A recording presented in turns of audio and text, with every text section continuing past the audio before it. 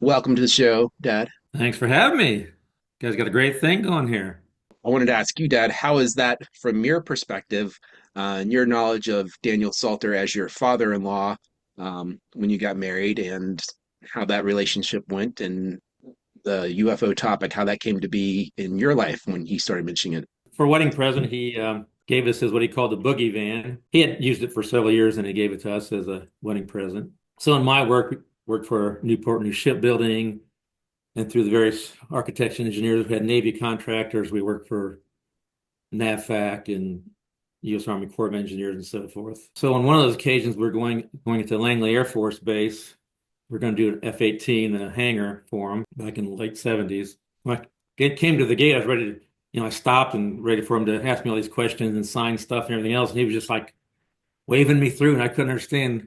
You don't even know who the heck I am. How you waving me through? And I said, it's all it takes? I just drive in. He goes, yep. And he kind of pointed down to the license plate. Then later on, I checked the license plate, and it said NAS thing on there, which I didn't know what it meant or anything else. So, but I guess he just let me right in. And typically, when we go to those places, even Newport News Shipbuilding, where making naval ships and nuclear subs for the Navy, they have certain security you have to go through.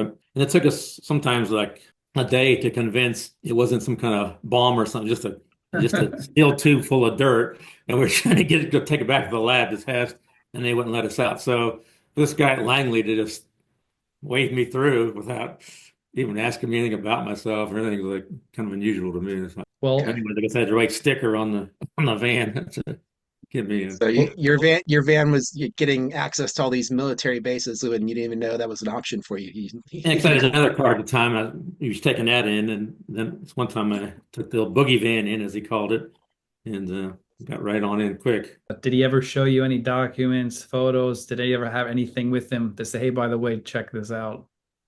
Nah, he never had documents or on him, or he could show me. So I Should never I go saw ahead him. and pull this up, Dan, real quick? Sure, yeah. We've been doing this presentation a couple times, and I never realized what's on this document.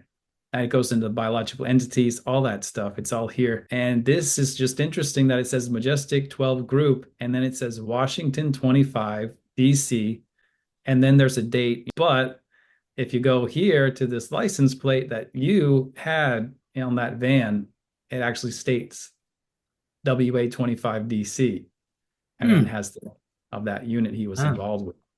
So some lucky guy or some dealership or some junkyard sitting there with this license plate that could probably get them into anywhere they want. Probably.